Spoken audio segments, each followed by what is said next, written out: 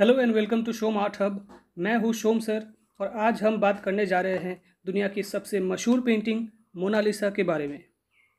इस पेंटिंग को आपने हर जगह देखा होगा, कभी न्यूज़ में, कभी किताबों में और बहुत सारे एडवर्टीजमेंट्स में।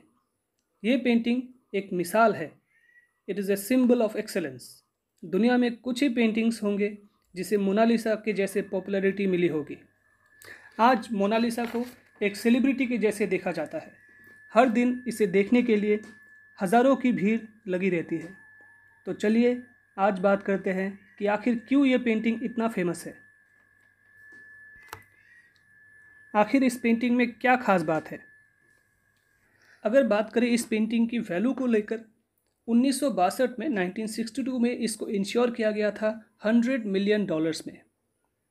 लेकिन आज 2021 में इसका एस्टिमेटेड वैल्यू जो है वो है $867 मिलियन।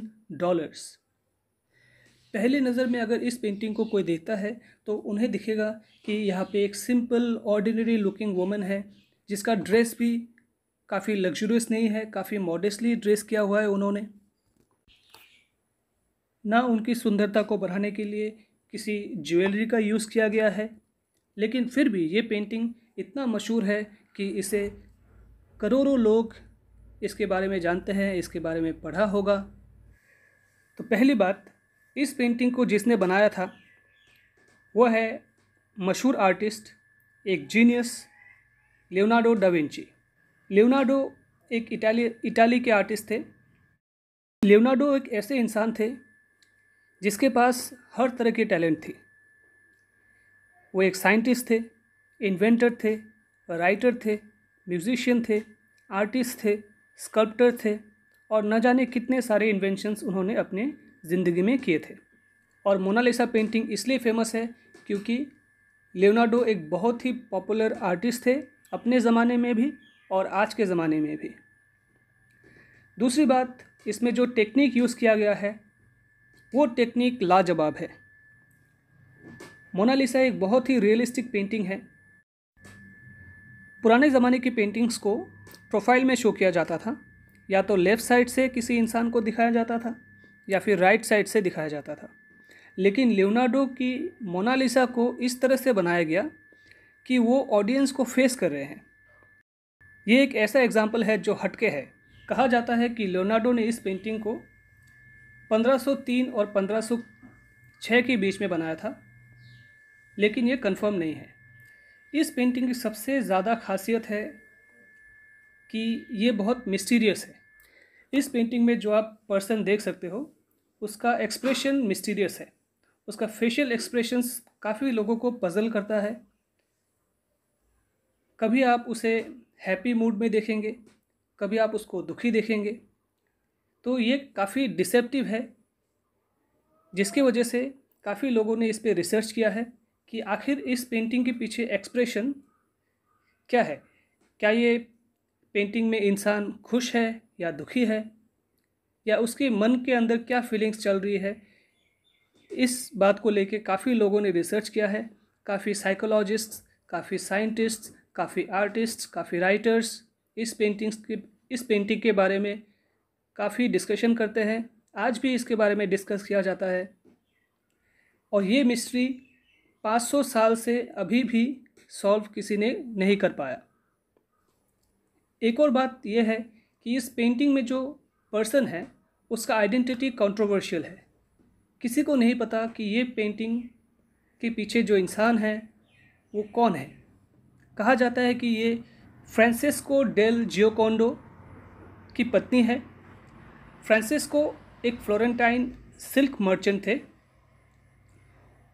और उन्होंने अपने वाइफ की पेंटिंग का कमीशन दिया था लियोनार्डो को अपने दूसरे बेटे एंड्रियास के जन्म से पहले। ये भी कहा जाता है कि मोनालिसा इस टाइम पे प्रेग्नेंट थी। काफ़ी सारे ऐसे मिस्ट्रीज है जो लोग डिस्कस करते हैं जिसका कोई एक्चुअल सलूशन निकल के आ पाया है। सबसे इम्पोर्टेंट बात यह है कि इस पेंटिंग को बहुत सारी पब्लिसिटी मिली है, बहुत सारे एडवर्टीजमेंट्स मिले हैं, अनगिनत टाइम्स इसको रिप्रोड्यूस किया गया है, इसको प्रिंट में लाया गया है, न्यूज़पेपर्स में इसको डिस्कस किया गया, टीवी में डिस्कस किया गया है, शो में डिस्कस किया गया है, काफ़ी किताबें लिखी गई है, काफ़ी आर्टिकल्स लिखे गए हैं। इस पेंटिंग को पॉपुलर या मशहूर होने का एक और कारण है कि इसे 1911 में लूव्र म्यूज़ियम, जहाँ पे ये आज मौजूद है, वहाँ से इसको चोरी कर लिया गया था। और पहले तो मशहूर आर्टिस्ट पाब्लो पिकासो को ब्लेम किया गया कि उन्होंने चोरी की है, लेकिन बाद में जब इसे रिसर्च किया गया है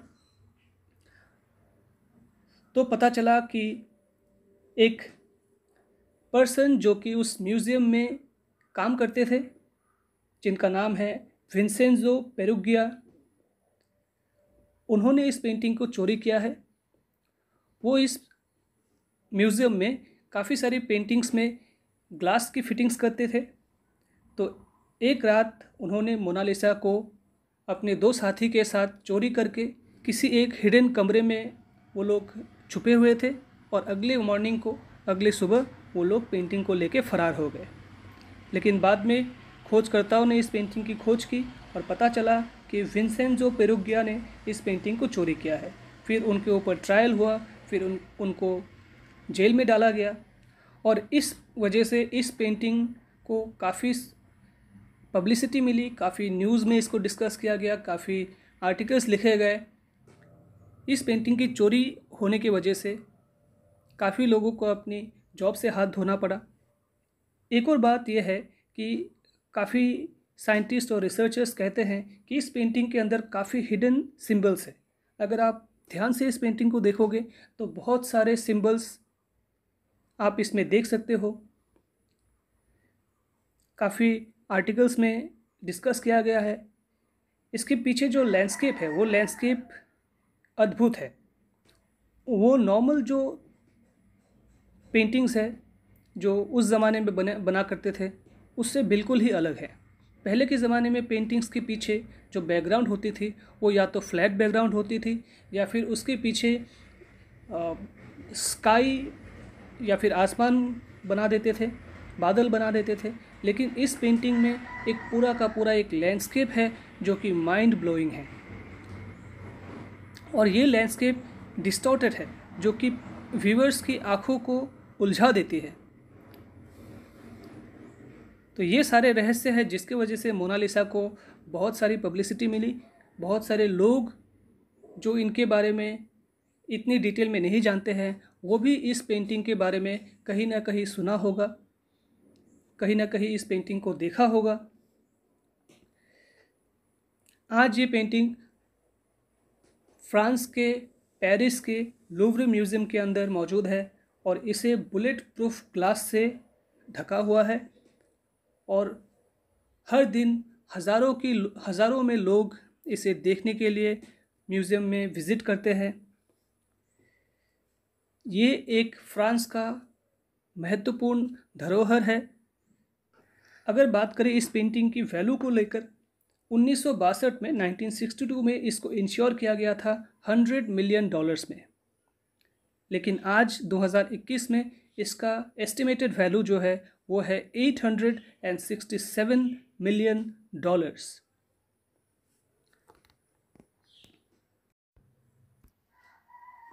तो ये था आज का ये लेक्चर फेमस पेंटिंग मोनालिसा के ऊपर। उम्मीद है कि आपको ये वीडियो अच्छा लगा। मिलते हैं नेक्स्ट वीडियो में। Take care, bye bye.